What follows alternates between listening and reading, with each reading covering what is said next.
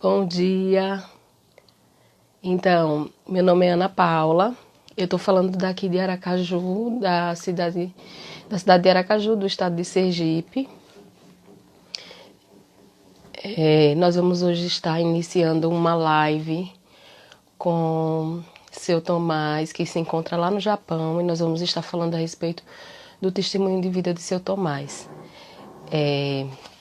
Nós estamos muito felizes, quer dizer, eu falo enquanto igreja, né? Nós estamos felizes em estarmos fazendo essas lives com o intuito de estarmos abençoando. Eu faço parte da Igreja de Cristo, da cidade de Itaporanga. Meu esposo, ele é pastor da Missão Caueira, né? Nós estamos implantando uma igreja na cidade de Itaporanga, uma Igreja de Cristo, e queremos, né, temos o sonho de estarmos levando a palavra pelo interior do nosso estado de Sergipe e estar falando um pouco mais a respeito das maravilhas que Deus tem feito. Eu mudei um pouquinho o cenário porque hoje o meu vizinho ele está fazendo uma reforma e eu espero que, né, o áudio esteja bom, se vocês puderem acenar que está tudo ok.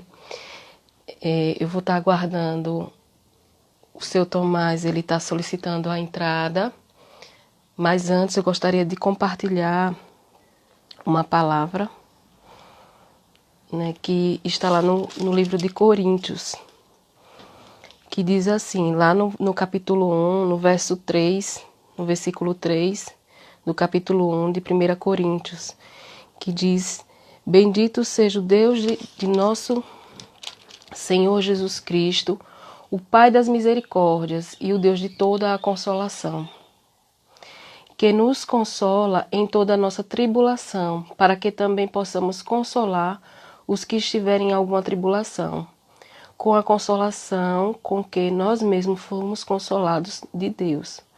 Porque como as aflições de Cristo abundam em nós, assim também a nossa consolação abunda por meio de Cristo. Então, assim, essa palavra, ela sempre falou muito ao meu coração, porque sempre foi uma palavra que me acompanhou, né? Eu sempre tive essa convicção de que as tribulações que nós passamos, as dificuldades que nós passamos, a história da nossa vida, mesmo que seja uma história difícil, ela pode estar consolando o outro, né? Pode estar consolando aquele irmão na fé, ele pode estar consolando uma pessoa que ainda não conhece o Senhor.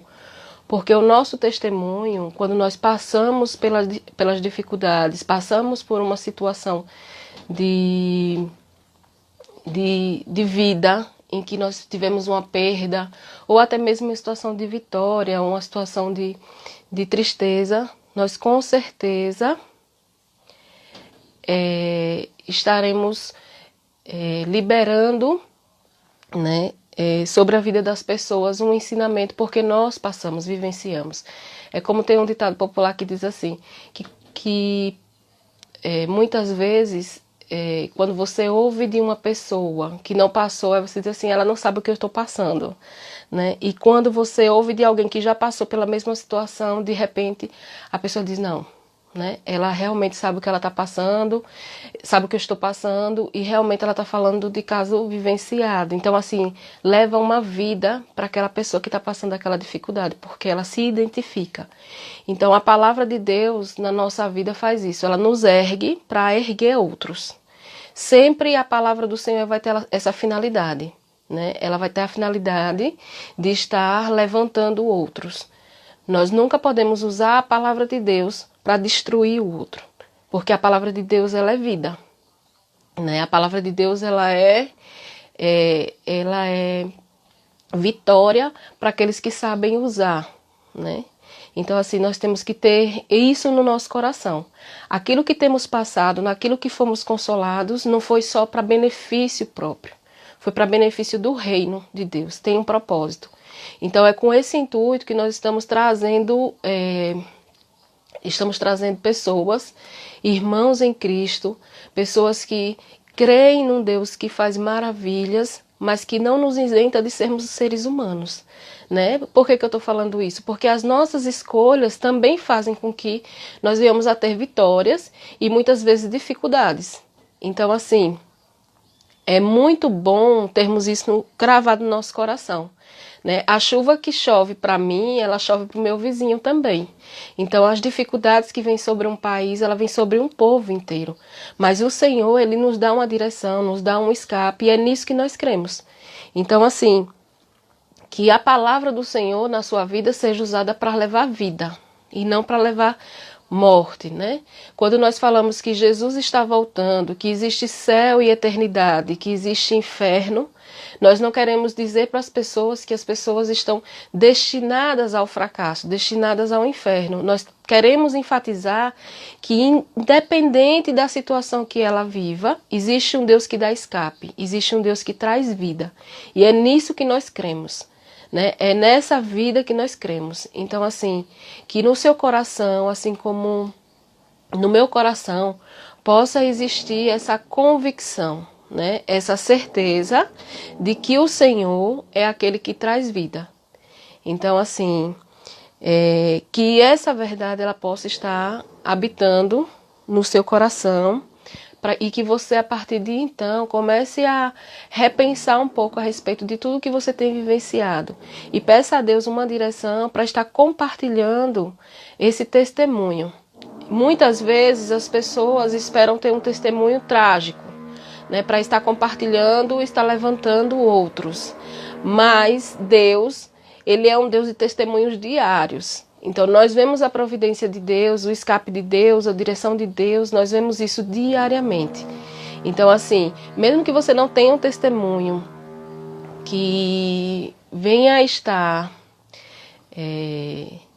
sendo trágico, né? Mas que um testemunho verdadeiro de vida, né? Mesmo que você tenha vivido a vida toda servindo ao Senhor, que você tenha a vida toda fazendo o que é correto, seguindo a Cristo, faça isso, compartilhe essa palavra, compartilhe o que você tem aprendido, compartilhe o seu testemunho de retidão, né? De firmeza e convicção na palavra.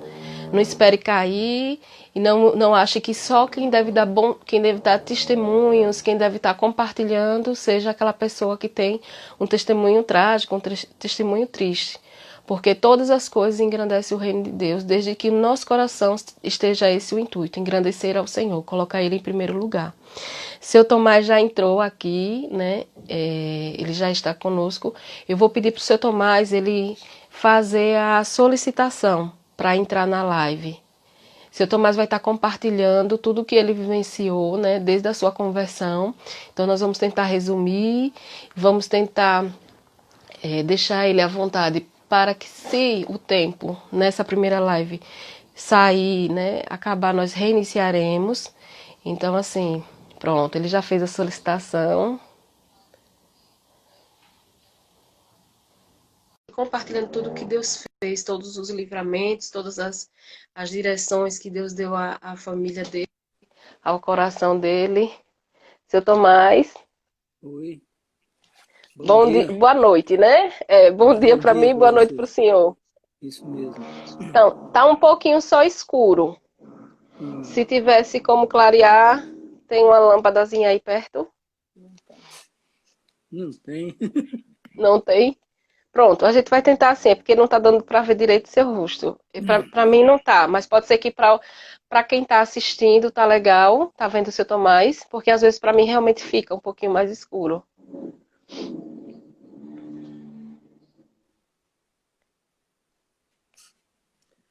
Pronto, acho que tá legal, né? Seu Tomás, é um prazer receber o senhor. Pronto, o Obrigado. Nildo disse que tá tudo ok. Hum, Nildo é o meu ajudante aqui. Então, assim, para mim é um prazer ter o senhor, né? Ter o senhor compartilhando aqui a história da sua vida, né? Tenho um carinho muito grande por sua família, considero sendo parte também, né, da muito minha obrigado. família. E, assim, eu fiquei muito feliz quando eu eu fiz o convite e o senhor aceitou, porque eu fiz o convite assim, meio com medo de o senhor rejeitar. Ah, é? Mas aí o senhor aceitou de pronto, eu fiquei feliz e vi que o senhor ficou feliz com a live que nós fizemos com a Meet. E eu fiquei muito feliz mesmo, porque aí eu vi, assim, eu já sabia que era um propósito do Senhor, porque tudo que nós colocamos no nosso coração com o intuito de louvar e engrandecer o nome de Deus, de abençoar o reino de Deus, é bênção, né? O nosso Ah, coração, o desejo é esse, é colocar o Senhor como o centro de todas as coisas. Então, assim, eu gostaria de pedir ao Senhor para o Senhor se apresentar, falar seu nome, o nome assim, da sua esposa, seus filhos, mandar um oi, eles estão aqui assistindo. E aí, fique à vontade. tá bom. Olá a todos, boa noite e bom dia, né, para quem está no Brasil. Boa noite para quem está aqui no Japão. Meu nome é Tomás Abílio Agurto. Minha esposa se chama Mieka Momonuke Agurto. Temos 3 filhos e já 5 netos. A mais velha dos nossos filhos é a Mitsue, fez uma live esses dias atrás. Tem a Kemi e tem o Tomás filho. E mais 5 netos. Cresceu a família rapidinho, né, seu Cresceu, Tomás? graças a Deus. Que, que bênção. No caso, o senhor está no Japão, a cidade. Eu moro em Tokoname, no estado de Aichi, Aichi. E já moro aqui no Japão, vai completar 27 anos. Glória a Deus. Amém. É, e assim, nós vamos iniciar contando um pouquinho assim da sua conversão. Mas antes, eu já tentei fixar aqui não estou conseguindo fixar o assunto. Mas essa live eu coloquei o tema do seu livro, né, que é também o tema da sua página no É, Facebook, porque eu achei uhum, bem apropriado, né? Eu achei é. bem, bem aquilo que nós vamos conversar, que e aconteceu comigo, Foi né? dado Então pelo assim, Espírito Santo, né? então assim, é de Deus, foi uma direção que Deus lhe deu para o seu livro, né? Tem uma história, nós vamos conversar sobre isso, mas e aconteceu comigo é bem apropriado para a história da sua vida, né, seu Tomás? Bem Né? apropriado. E para o seu testemunho, assim. É, no caso, vamos começar do início, né, para ter um segmento aí de raciocínio para as pessoas. Muitas pessoas já conhecem um pouquinho da sua história, mas vai ficar gravado e aí outras pessoas precisam conhecer para também serem abençoadas. Né? Seu Tomás é da cidade do estado de Goiás, não é isso? Eu nasci em Umas, uma Em cidade Umas. do interior do estado de Goiás. E no caso, Fica, o senhor pode falar. pode falar, fica a 45 minutos de capital do Goiás, Goiânia. De Goiânia. No caso, o senhor viveu lá até o casamento, é isso? Eu vivi lá até 34 anos. Trinta e Casei com quatro. 20 anos. Ah, pronto. Então, assim, com relação à sua conversão, o senhor tem a oportunidade de dar um oi para sua mãe, né? Sua mãe, Luzia, né, Luzia? Luzia, Luzia, a dona Luzia, eu conheci, muito Luzia linda dos ela. Anjos Agurto. Que, que mora lá ainda em Goiás. Mora em Umas, Goiás. Pronto. Então, assim, no caso, o senhor, o momento da sua conversão aconteceu logo após o seu casamento. O senhor casou aos 20 anos, né? E sua conversão veio acontecer, o senhor me falou, acho que 4 anos depois do seu casamento, não foi isso? Foi 4 anos depois que a Mieca se converteu, né? Que a Mica se converteu, a É, sua esposa. E como foi, assim, a sua conversão? minha conversão foi assim.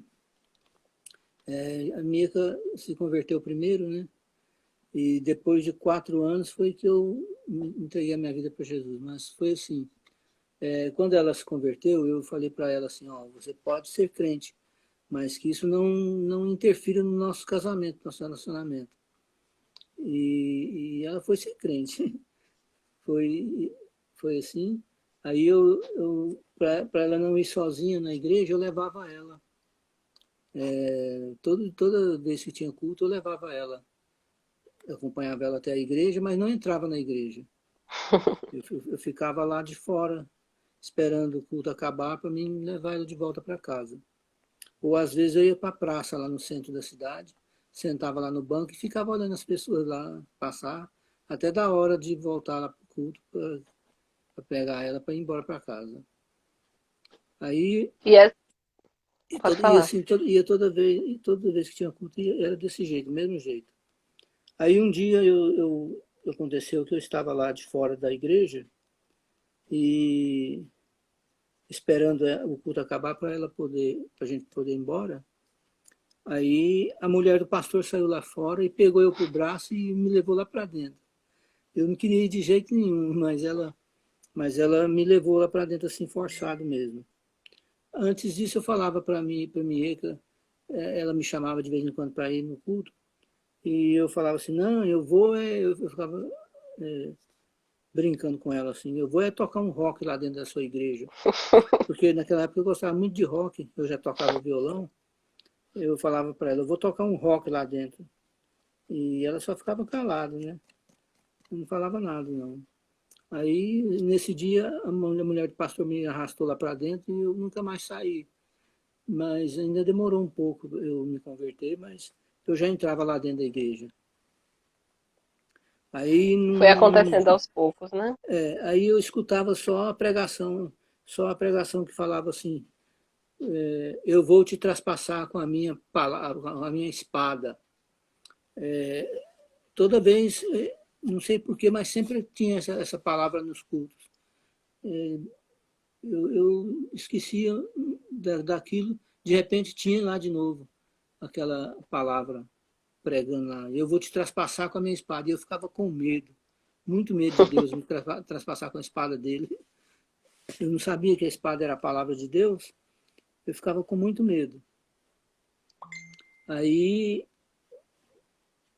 um dia eu resolvi, eu estava passando uma dificuldade muito grande de dinheiro, de, de, na área econômica, então eu resolvi ser crente, vamos dizer assim, né? Eu resolvi ser crente, aceitar a religião que minha esposa já tinha aceitado a Jesus, né? Mas eu não conhecia Jesus, não conhecia Deus. Eu tinha muito medo de Deus. Medo mesmo dele me jogar um raio na cabeça e acabar comigo. Então eu falei para minha assim, ó, você pode de hoje em diante falar com o seu pastor que de hoje em diante eu sou crente. Aí desse dia em diante eu comecei a frequentar os cultos e foi assim. Logo eu batizei, depois de um certo tempo eu fui batizado no Espírito Santo e começou assim.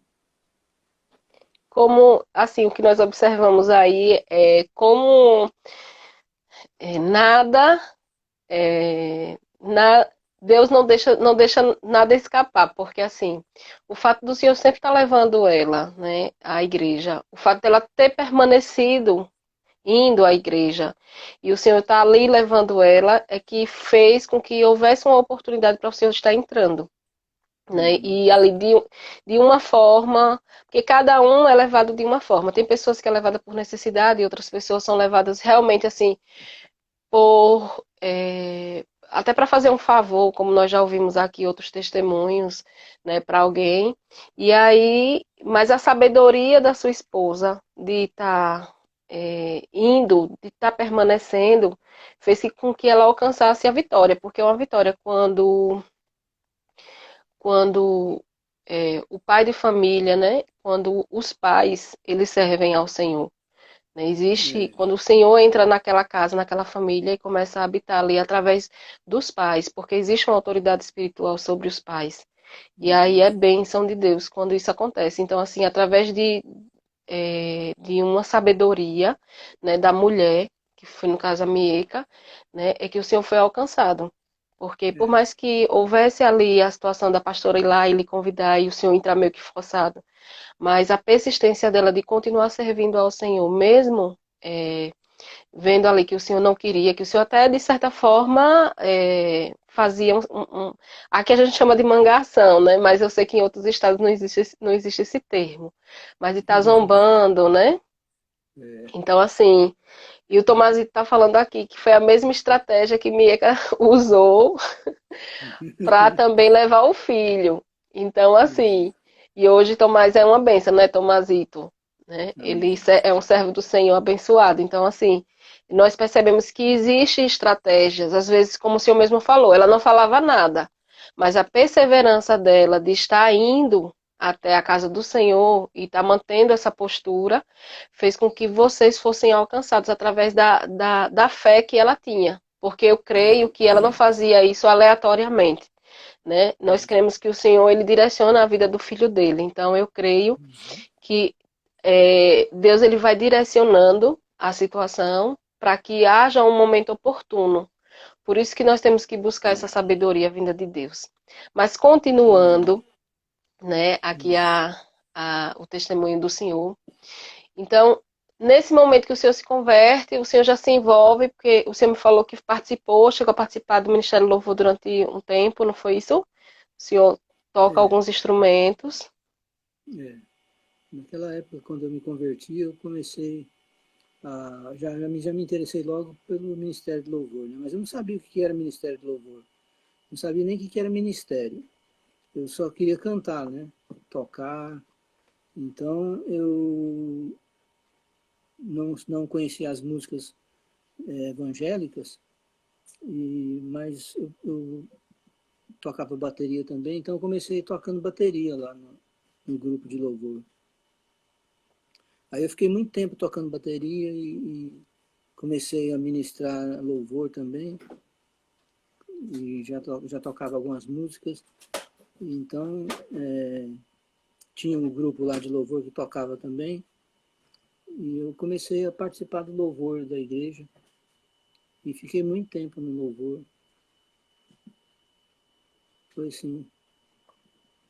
E no caso, quando o Senhor, nesse período, né, que o Senhor já está convertido, vocês estão indo à igreja, a família toda está indo à igreja, em que momento, né, vocês decidem, porque vocês decidiram, no caso, fazer a mudança para o Japão? Uhum. Deixar tudo, né? Deixar sua vida lá em Goiás, né? Na cidade, em Umas, né? No caso, Uhum. assim, vocês moravam. É, E aí vocês deixam tudo e vão para o Japão. No caso, você e a Mieka. é, Vocês estavam em busca de uma qualidade melhor de vida, pensavam em morar no Japão para sempre e não voltar mais para o Brasil, ou só foram para o Japão para poder conseguir renda e tá conseguindo uma forma de melhorar a vida aqui no Brasil, né? é. Qual era o plano que o senhor tinha? Naquela época o sonho brasileiro era de chegar no Japão, trabalhar bastante, juntar dinheiro e voltar para o Brasil, comprar uma casa e pronto. Não queria voltar para o Brasil, de toda maneira. Esse era o sonho brasileiro e também era o nosso sonho. Só que não aconteceu isso. A gente, é, a nossa vida aqui no Japão nos levou a outros caminhos, a outros desejos, né? Porque a gente veio para o Japão primeiro sem os filhos, né? Deixamos os 3 filhos com a minha mãe no Brasil e veio só eu e ela para o Japão. E Aí nesse momento, então, assim, que o senhor estava aí no Japão, o senhor ficou sem os seus filhos durante quanto tempo, seu Tomás? mais ou menos um ano. E como foi para o senhor deixar os seus filhos no Brasil? O senhor nunca tinha feito isso, né? Não, Como foi essa despedida deles? O que foi que o senhor falou para eles? né? E o que foi e como foi que vocês se sentiram, né? Passando esse um ano sem os seus filhos? São três no caso, né?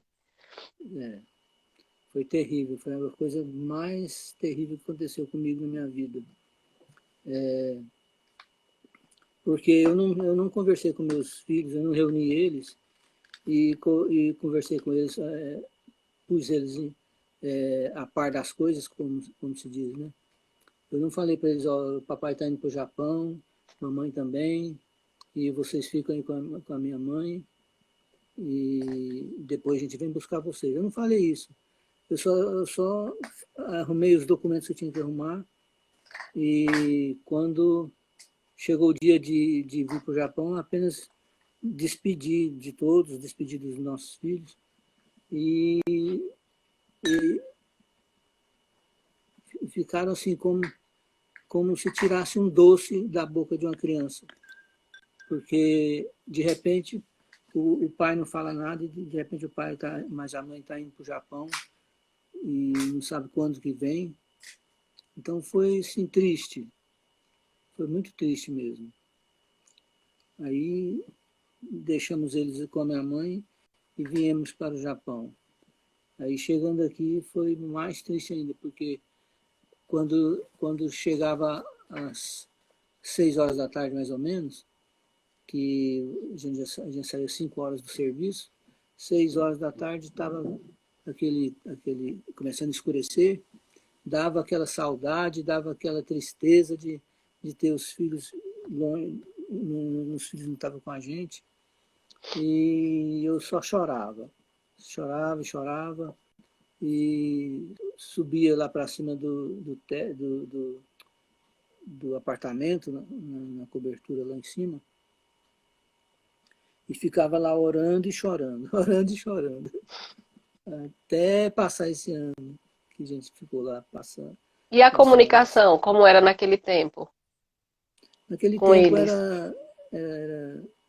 tinha um cartão aqui no Japão, chamava cartão internacional, que a gente pagava 1.000 ienes, quer dizer, e ele só tinha 3 minutos de conversa. Você tinha que ser rápido. Colocava o cartão internacional no orelhão e você pedia, porque num instante acabava os créditos todos. Não dava para conversar, não.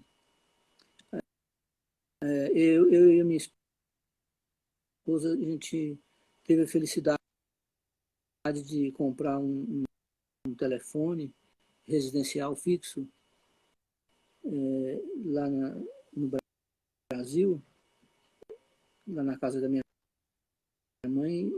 A gente instalou ele lá e então ficou mais fácil da gente comunicar com eles. A gente telefonava para lá usando esse. Tinha muitos planos diferentes de ligação internacional. Não é como hoje que você tem um celular e basta você ligar e já está falando sociais, que dá para a gente conversar todo quanto. Foi meio.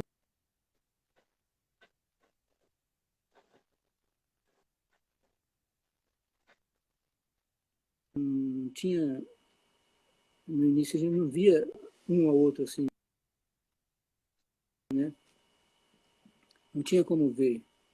Não é como hoje que você tem um celular e você está me vendo, eu estou te vendo, sim. Não era assim. E para o senhor, a adaptação Então, com relação até ao idioma? o idioma, eu pensei que com um ano que eu estaria aqui, eu já estaria falando japonês, mas não foi isso não, foi mais difícil. Até hoje eu sei tudo o japonês todo. Mas já sabe bastante Naquela coisa, viu, época, seu Tomás? então, Então, assim, a adaptação com relação ao idioma, o senhor me falou, chegou a me falar que teve um pastor da igreja que lhe dava, é, ele lhe dava aula de japonês. né, para o senhor Uhum. melhorar, entender, conseguir compreender, mas o senhor falou também que aprendeu muita coisa trabalhando aí no Japão, porque Foi. os seus colegas de trabalho eram japoneses, né? Não tinha muito brasileiro na época que É, vocês chegaram aí para trabalhar. O senhor chegou a trabalhar com construção civil, asfalto, não é isso? Na construção de asfalto. isso mesmo, É, isso mesmo. para o senhor, assim, a questão da alimentação, como é aí no Japão, no caso, existe uma facilidade com relação à alimentação, né? O senhor consegue, é, naquele tempo, conseguir encontrar produtos do Brasil com facilidade, é barato, ou o senhor teve que se adaptar à alimentação daí? Não, veja bem, naquela época já tinha caminhões aqueles baús, transformados em supermercadinho brasileiro. Então eles iam nas cidades onde moravam os brasileiros, escolhiam uma praça ou um local onde eles podiam estacionar, e os brasileiros tudo afluía para aquele lugar ali para comprar os produtos brasileiros, sabe? Mas só que era muito caro, não dava para comprar assim direto, não dava para comprar muita coisa. Mas a gente comprava, gastava muito dinheiro com produto brasileiro. Tinha naquela Seu época fita VHS. VHS, né? Comprava as A gente novelas, os filmes brasileiros, gostava né? dela, os filmes, a gente alugava e depois na semana seguinte ia mais. E Era a foi o que o forma que brasileiro tinha, sempre né? Para não. teve. Os brasileiros, comparando com o japonês, era mais caro, sabe? É mais caro. É mais Mas caro. a comida da terra, né? A gente sente falta, né? Dava um jeitinho de comprar. E o senhor é engraçado que, deixa eu abrir aqui um parêntese, que hoje seu Tomás ele gosta muito da comida japonesa, né, Mieka? É, hoje eu gosto muito da Então, comida japonesa. porque quando nós estávamos conversando, eu fiz essa pergunta e aí Mieka disse, fala bem, que hoje você gosta muito da comida japonesa. Então, ele gosta muito da comida japonesa, já está bem adaptado, porque já são 27 anos, não é isso? Mas é para você ver, Teve eu não consigo comer um frango caipira mais no Brasil de jeito nenhum. e é, Eu não consigo. É um sabor forte demais, sabe? é a Eu adaptação, né, do paladar. já tentei comer, não dou conta. É a adaptação forte do paladar. Agora, assim, falando um pouquinho da questão da espiritualidade, vamos dizer assim, né? Da igreja. Aí no Japão, quando vocês chegaram, vocês já encontraram de imediato uma igreja para estar congregando? Era mais difícil naquela época, não existia? Como foi, assim, Olha, essa...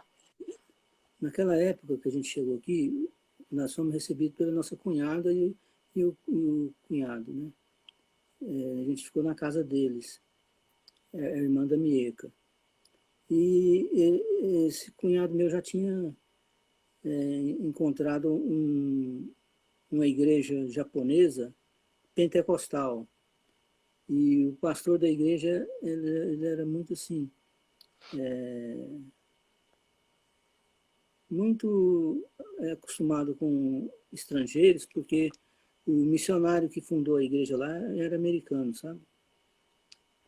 Então ele já tinha Sei. entrado em contato com esse cunhado meu e quando eu cheguei, ele me apresentou para esse pastor, sabe?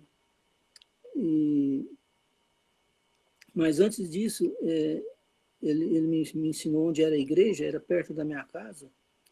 Eu ia lá no fim de semana e ficava lá na frente da igreja lá, desejoso de entrar, mas não tinha coragem de entrar.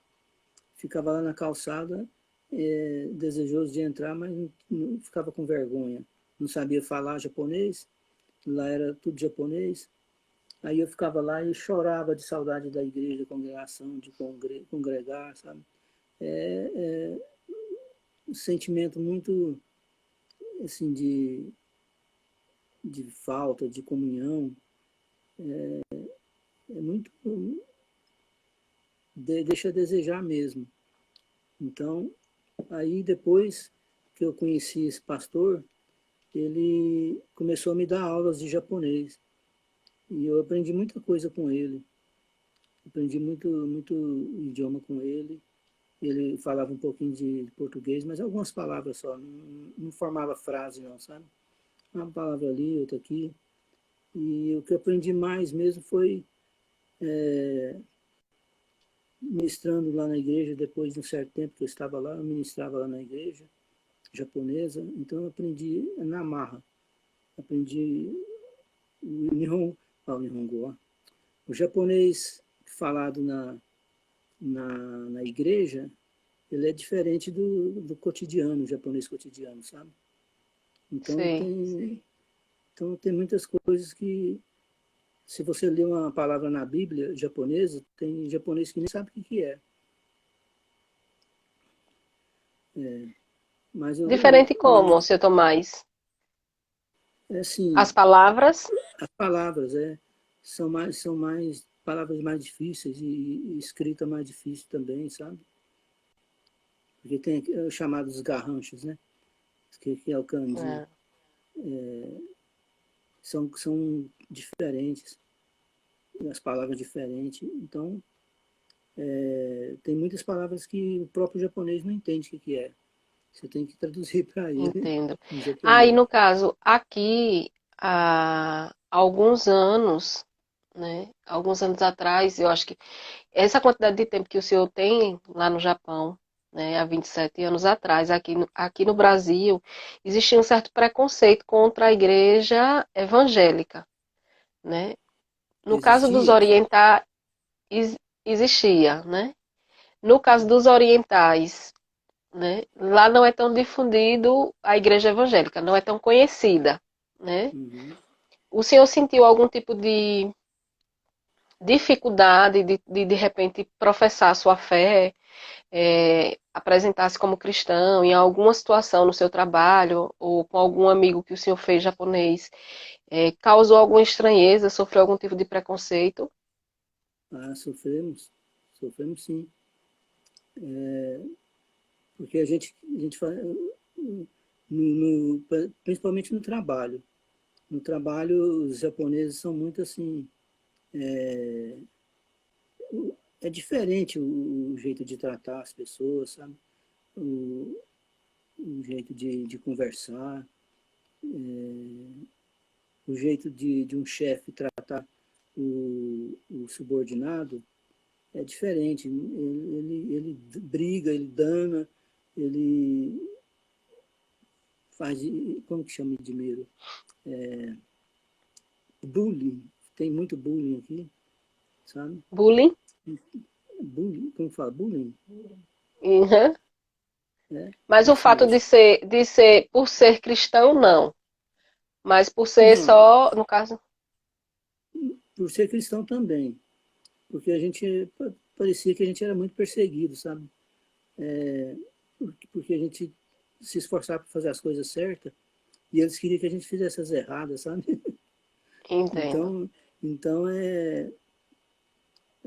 aí não fazia o que eles queriam, né? E aí eles ficavam, tipo, rejeitando a gente. Se você fizesse o que eles queriam, tudo bem, eram seus amigos, mas se não, caso contrário, eles ficavam falando assim que aquele cara tipo assim, não tá com nada, né? É, não quer saber de fazer nada que a gente faz. Chama, que o japonês chamava muito nós para beber cerveja, essas coisas, sabe? A gente não queria ir e não ia, né? Então eles ficavam assim, rejeitando a gente. Fazia Entendo. no serviço eles tratavam a gente mal. Tinha todas essas coisas, mas também tem os bons, né? Não é só ruim que tem. Todo lugar tem o Entendo. bom e o ruim, né? E, no caso, como foi para o senhor fixar em uma igreja evangélica? O senhor tomou coragem e aí começou a frequentar a igreja, que antes o senhor ia visitar do lado de fora, né? Ficava observando lá de fora, É, desejoso por entrar e ter é, comunhão. Pois é, aconteceu assim que a Kyo Soksan, você conheceu ela, né? Uma Aham. mulher da igreja, ela entrou em contato com a amiga e com a Mieka e começou a ir com a filha dela lá no apartamento onde a gente morava. Então ficou muito amiga nossa e a gente começou a frequentar a igreja lá. A partir das visitas que ela fez para nós, ela nos levou para a igreja e a gente ficou lá muito tempo. Aí O senhor começou congregou lá com eles quanto tempo? O começou a senhor vir, lembra? foi desde 93 até, foi uns 3 anos, 3 mais ou anos. menos. É, E depois desses mas 3 anos? depois desses 3 anos a gente começou a, eu tinha falado, que eu conto no meu livro, que eu escrevi e aconteceu comigo, um irmão me conheceu e ele já tinha um plano para abrir uma igreja na cidade, lá no estado de Hiroshima, onde funcionava a igreja japonesa. Ele já tinha um plano para abrir uma igreja lá. Então ele me convidou e falou assim que era para me falar com o pastor da igreja para ceder um espaço para nós fazermos cultos aos domingos em português, né? Aí eu conversei com o pastor, ele cedeu, eu estou simplificando, viu? Ele cedeu o espaço para nós e a gente começou a fazer os cultos em português ali. Foi assim que começou. Aí depois a gente mudou de cidade e foi aonde que a gente começou a congregar com outro irmão, que gerou todo o assunto que está contido nesse livro que aconteceu comigo. No caso, esse assunto, o senhor está falando do homem que se passou por um pastor, né?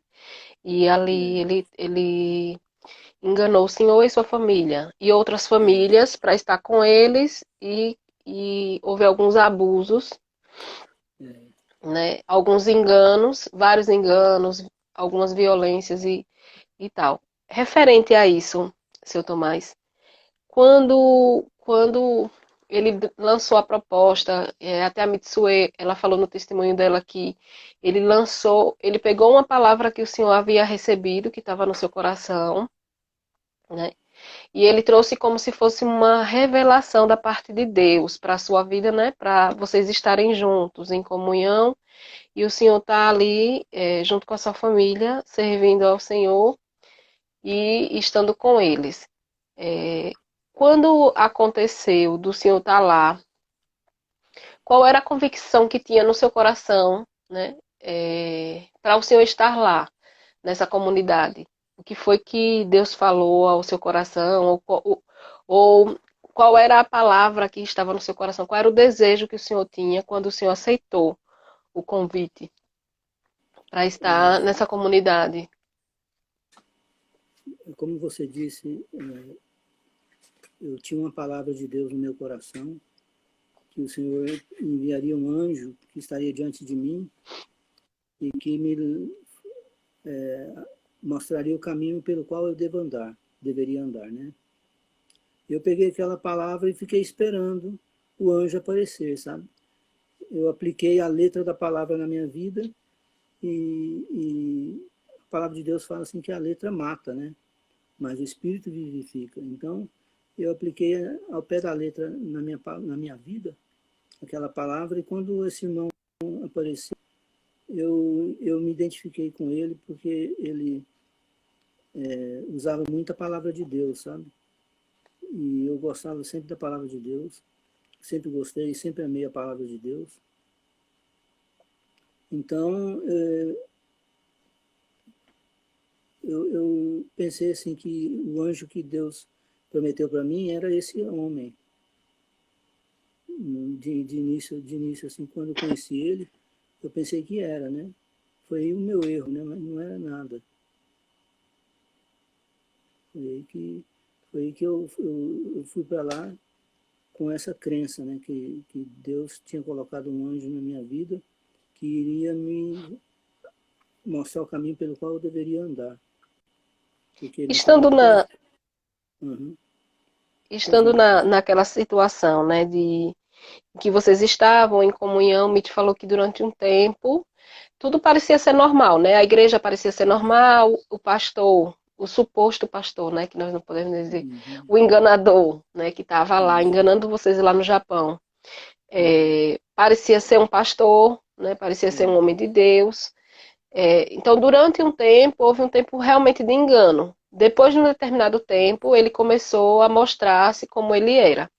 Mas o Uhum. que era que o senhor, durante esse tempo, por exemplo, me disse que em algumas situações ele chegava a colocar os pais contra os filhos contra os pais, o esposo Uhum. contra a esposa contra o esposo, e ele ia Uhum. fazendo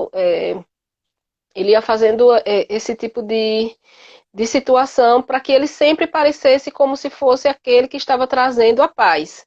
Ele criava o caos, né? Uhum. E ele mesmo também se propunha a ir lá e desfazer toda a briga, sendo que foi ele que criou muitas vezes, ou em todas as É. vezes, né? E quando Uhum. o senhor. E nesse tempo, o senhor achava que ele realmente era um homem que tinha sido enviado por Deus para estar ali direcionando vocês. Né? Por isso que o É. senhor seguia ele tão fielmente. Uhum. Não é isso? E É aí, isso mesmo. como foi para o senhor quando o senhor descobriu que ele não era nada daquilo que ele dizia ser? Como foi esse momento?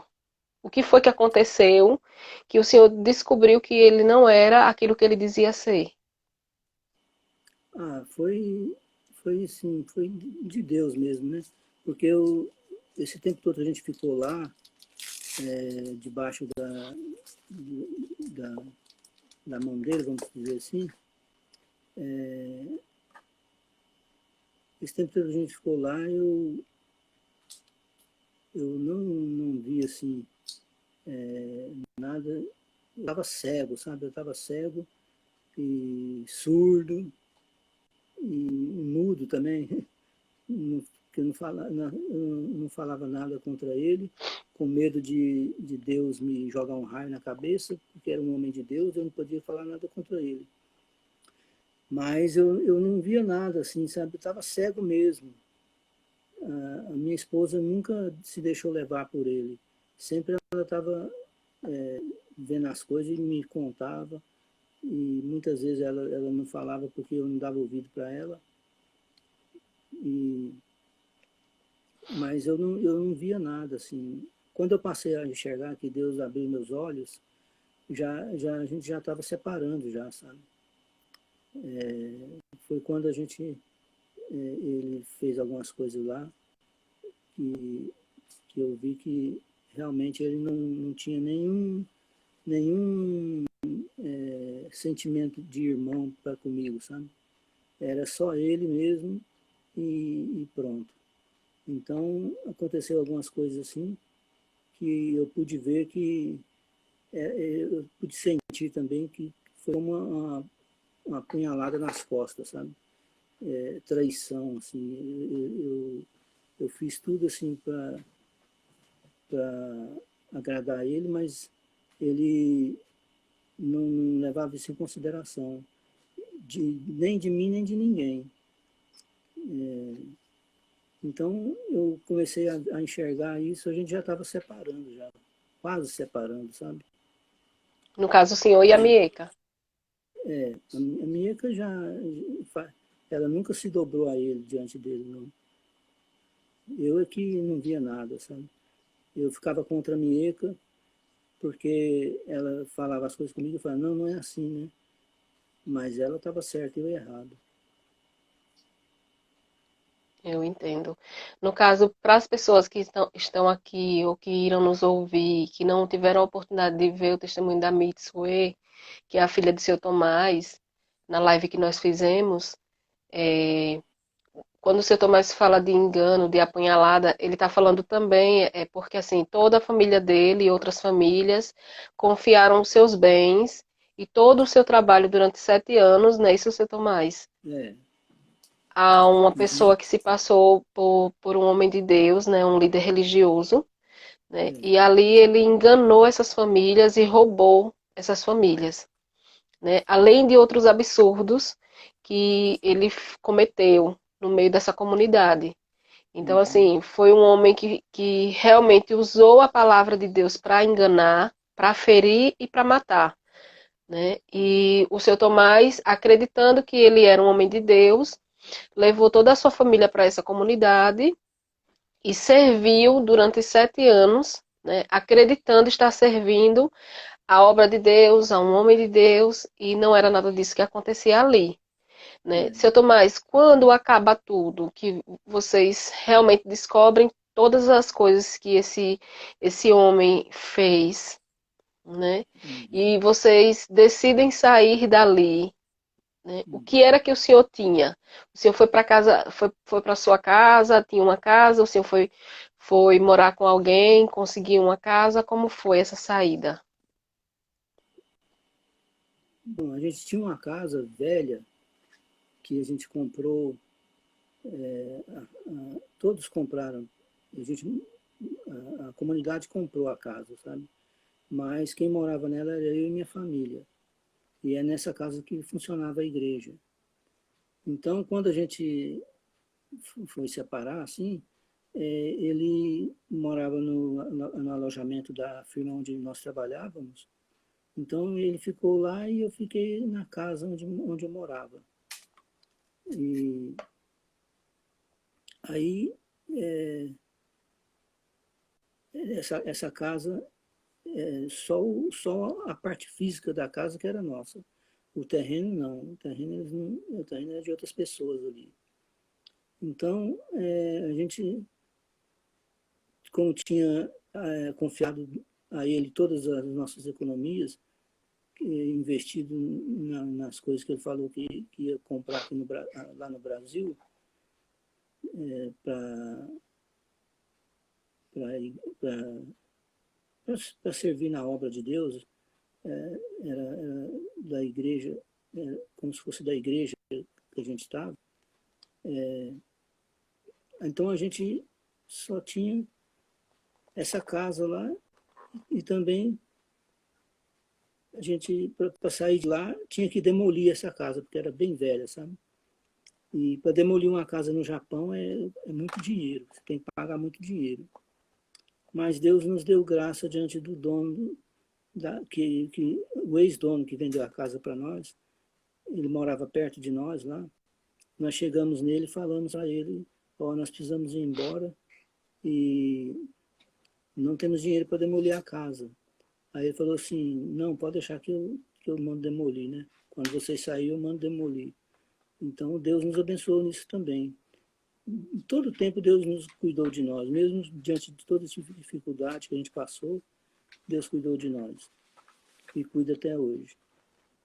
Que aí, no Então, caso, aí no Japão, vocês alugam o terreno e constroem uma casa de madeira, não é isso? é, E aí, quando vocês, por exemplo, deixam de utilizar a casa, vocês têm que pagar para recolher tudo que vocês construíram, jogar fora, ou seja, o lixo, vamos dizer assim, né? O material de construção, de tudo que vocês fizeram, vocês têm que pagar para a empresa ir lá e limpar o terreno para devolver ele limpo, é né? Tem que mais ter ou uma menos assim. responsabilidade mais ou É menos por mais ou menos aí. assim. E aí, quando Porque vocês saíram isso, dessa. pois Pode não. falar. Não, pode falar, se Tomás. Quando a gente saiu de lá, aí a gente só ficou com, a, com as máquinas que a gente usava na roça, né? A você falou de roça, né? Isso, falou. A gente só ficou com as máquinas velhas e muito ferro velho, sabe? Então a gente anunciou ali para as vizinhanças tudo que a gente ia vender tudo que estava ali, porque o ferro velho tinha ficado com era a parte que nos tocou, sabe? Na divisão ali. Então a gente vendeu tudo que tinha que vender e chegou um dia que a gente não estava esperando não, mas a igreja japonesa, ela foi todinha, toda a igreja, com os carros deles, os caminhões deles, a igreja japonesa foi lá onde a gente morava e buscou nós. lá para a igreja deles. Tirou nós de Essa lá. igreja japonesa é aquela primeira É a primeira. Onde é aqui que o que o Sokusan Soxão faz trabalhava? parte. Fazer parte. Faz parte. Então, e levou todas as nossas coisas que a gente tinha, dentro de caixas de verdura que a gente tinha, coube tudo nas caixas, e levou a gente para morar na igreja pastoral, na casa pastoral que tinha lá na igreja. A gente ficou lá um certo tempo, depois mudamos para uma outra casa no centro da cidade, perto da estação de Miyoshi. Cristão verdadeiro, mostrando o que é ser cristão verdadeiro, né? É, Porque às vezes ficamos tão desacreditados, vendo maus testemunhos, né? Como esse homem, que no caso foi um enganador no meio do povo de Deus. Mas eu volto a dizer, a igreja do Senhor, ela continua sendo a igreja do Senhor. Porque a Bíblia, ela não esconde que no meio de trigos existiria o joio, né? Então, assim, existem pessoas que se passam por cristão e estão fazendo com que a palavra de Deus seja escandalizada, né? As pessoas desacreditem que existe amor entre os cristãos, que a palavra de Deus não é viva na vida de pessoas. Mas aí a igreja japonesa mostrou para vocês que existia sim uma diferença ali, eles estavam sendo igreja, acolhendo vocês novamente, mostrando que não é só de palavras, mas de atitudes, né? Que se faz um verdadeiro cristão. Então, eles foram e levaram vocês para a casa pastoral para dar esse suporte. Mas com relação ao seu sentimento, seu Tomás, depois de ter saído de lá e ido para a casa pastoral, como foi que o senhor se sentiu? Vendo que, querendo ou não, o senhor tinha sido aquele que tinha tomado a decisão de levar toda a sua família para lá e vendo o estado da Mitsue, da Akemi, do Tomás, da Mieka, né?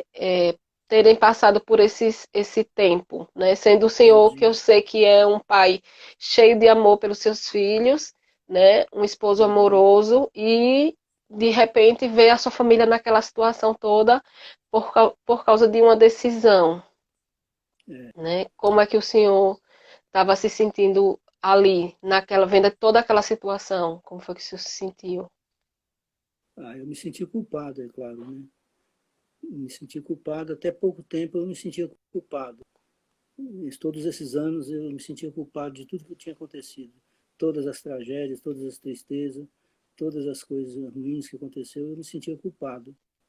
E eu culpava isso de mim. Então, eu ficava muito entristecido com essa situação. E, e eu cobrava de mim e me sentia culpado mesmo. Mas agora eu não, não devo mais nada a ninguém, porque o Senhor Jesus paga o preço por mim. Amém. Eu não me culpo mais, sabe? Pode querer, Amém. a tristeza às vezes vem querer entrar em mim, sabe? A tristeza vem querer entrar, o acusador vem querer acusar, sabe? De coisas do passado. Então eu não aceito, não. Não aceito mais, não. Antes eu aceitava, sabe? Antes eu ficava cabisbaixo, ficava entristecido, mas agora não. Agora eu sei que Deus me perdoou mesmo. Amém. Feridas Amém. existem feridas, né? Que precisam ser tratadas com a palavra de Deus. E eu, na minha vida, estou tratando e creio que meus filhos também estão fazendo o mesmo, sabe? Amém. E muitos irmãos que estavam conosco também saíram eles também. Eu oro a Deus que a palavra de Deus os cure, em nome de Jesus. Assim como está curando a minha família, cura deles também. Eu acho tremendo isso, porque assim, o Senhor sempre soube, né, que por isso que a palavra de Deus ela se renova dia após dia, porque o Senhor sempre soube que Deus ele é perdoador, né? Mas existe uma hora que essa palavra ela se torna uma verdade dentro do nosso coração, né? E eu acho lindo essa sua sinceridade Uhum. em, em dizer que agora o Senhor começa a se sentir perdoado. O Senhor sempre foi perdoado a partir do momento que o Senhor se arrepende, né, daquela decisão. O Senhor sempre o Senhor já está perdoado pelo Senhor, pelo Senhor Jesus, porque Ele é perdoador.